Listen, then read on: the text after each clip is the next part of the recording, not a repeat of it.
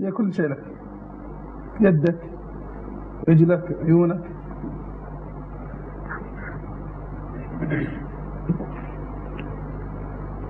طبعا الحمد لله. أمي طبعا تعتبر كل شيء لي في الحياة بعد الله سبحانه وتعالى. الحمد لله. ما أقدر إيش أقول عن أمي، إيش أقول؟ مهما تكلمت ما بقول شيء. لو أقول لكم عمل واحد بس، أنا أمنية عندي إني أضم أمي، مو في أي وقت، في أي دوا مناسبة أحضنها.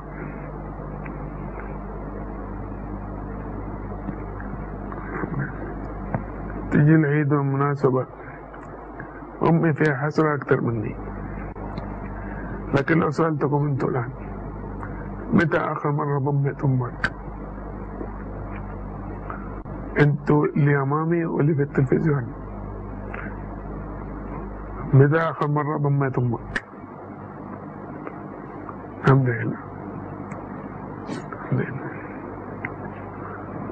أمي في داخلها حسرة تقول لي مرة جينا من الحرم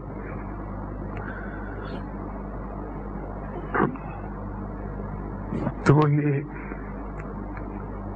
نفسي يوم من الأيام أدخل الحرم وأنت ماسكني وتطوف بي. الحمد لله. لو قلت لك الآن تخيل بطنك ما تمشي 5 أيام، 5 أيام بطنك ما تمشي، إيش هتعمل؟ ها؟ رد عليها. خذ ملايين. تاخذ ملايين، شربت الملايين ما نزل شيء، إيش حتسوي؟ تروح المستشفى. طيب 10 أيام بطنك ما مشيت، إيش حتسوي؟ عملية مستشفى. طب أنا لي 16 سنة كل 10 أيام ما تمشي بطني، كل 12 يوم، كيف أسوي؟ كل 10 أيام أروح المستشفى؟ عندي أمي الله يعطيها العافية تخرج اللي بطني بيدها، اللي بطني تخرجه بيدها. من يسوي لك كذا غير أمك؟ وأنت تفضل زوجتك على أمك، الحمد لله. ولا تفضل ولدك على أمك، تفضل صاحبك على أمك، الحمد لله. فين قسوة القلوب هذه؟ ايش؟ الله يرحمنا ورحمته. الحرمة اللي اتصلت بك يا عبد الله، حرمة دقت علي حرمة، وكان عندي محاضرة قالت أبغى أكلم عبد الله، رد عليها خالد صاحبي قال لها يا أمي خالد عبد الله مشغول شوية. قالت له أسألك بالله قل له يا ولدي إذا كان عبد الله انحرم إنه يضم أمه، أنا أبنائي عندي وانحرمت إنهم يضموني، ما فيهم ولا شيء، ولا واحد فيهم يدخل يضمني. قاسية قلوبهم، قاسية قلوب الناس. اتقوا الله والله، الزم رجلها فالجنة تم، يقول النبي صلى الله عليه وسلم. وانت تتجرأ على أمك وأبوك وتبر صاحبك وصديقك. قتلوهم. اي والله قتلوهم آباء أبناء يقتلوا آباءهم وأمهاتهم. قال الشاعر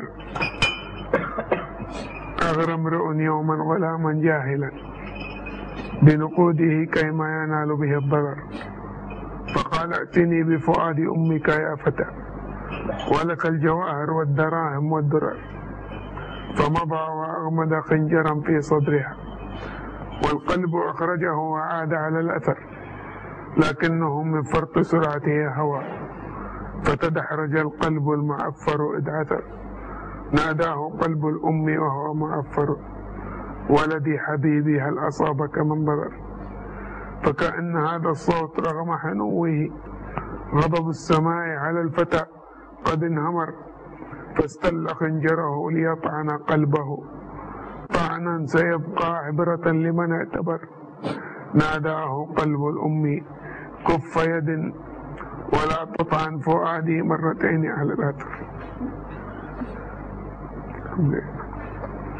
كف يد ولا تطعن فؤادي مرتين على الأثر. يا أخي الإنسان اللي عنده علاقة مع أمه وأبوه سيئة من الآن أنا حجة له عليه، من الآن يعلن توبة بينه وبين الله، ثم إذا قام من المجلس هذا أو من أمام التلفزيون يروح يسلم على يدين ورجول أمه وتوبوا إلى الله. الله يغفر لنا يا شيخ معلش